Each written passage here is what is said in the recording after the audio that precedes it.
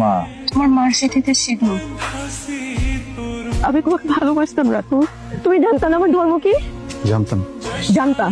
তাহলে কখনো গলার প্রয়োজন মনে করো না আমাকে সেটা? কিভাবে বলবো বুঝতেছিলাম না। যদি আমাকে ছেড়ে দাও, আমি তোমাকে কষ্ট দিতে চাইনি। অনেক ভালোবাসি তোমাকে, অনেক। তোমার তোমার ধর্ম তোমার কাছে, আমার ধর্ম আমার কাছে। কখনো এগুলো আমরা মানুষে আনবো না। জীবন কি সিনেমা? জীবন তো সিনেমা না। জীবনে এমন অনেক গল্প পাড়ি দিতে হয়, তুই একটা গল্পে খপ্পরে পড়ে জীবনটাকে শেষ করে দিস না। আর তুই চাইলেও তো হুট করে বিষয়টাকে মাথা থেকে সরিয়ে ফেলতে পারবি না। এভাবে 1 মাস কাটার পর দিন হুট করেই রাতুলের সাথে দেখা মিলল। তার এই বিধ্বস্ত চেহারা দেখে হৃদয়ে গলে গেল আমার।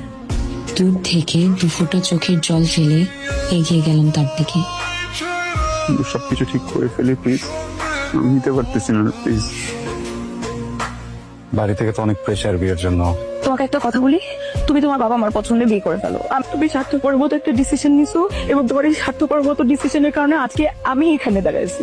রাতুল তার কথা রেখেছিল, সে আর কোনোদিন বিয়ের কথা বলেনি। ততদিনে আমার গ্রাজুয়েশন শেষ হয়েছে। আমি আর পারছি না, এই মেন্টাল প্রেশার নিতে পারছি না। বিয়ে করে ফেলো রাতুল। আমার আসলে তোমাকে কি বলা উচিত আমি জানি না।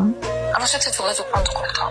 কনগ্রাচুলেশনস রাতুল, তোমাকে আসলে জানানো হয়নি, আমার ফ্যামিলি থেকেও একজনকে দেখেছে। আমি ছেলেকে এখনো দেখি নাই, কিন্তু আমি বিয়েতে হ্যাঁ বলে দিয়েছি, কারণ আমার মনে হয়েছে এই মুহূর্তে হ্যাঁ বলে দেওয়াটাই আমাদের জন্য বেটার।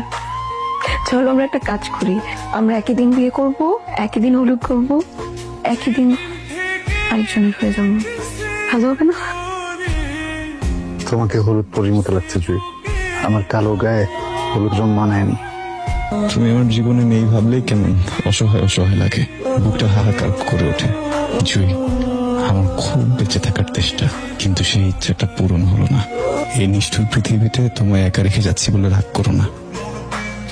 আসলে আপু, আজ সকালে আমার বন্ধু হাত পায়ে রোগ সব কেটে ফেলছে। ডাক্তাররা আসলে অনেক চেষ্টা করলো, কিন্তু বেঁচে নেই আমার বন্ধুটা। একটু আগে সে মারা গেছে।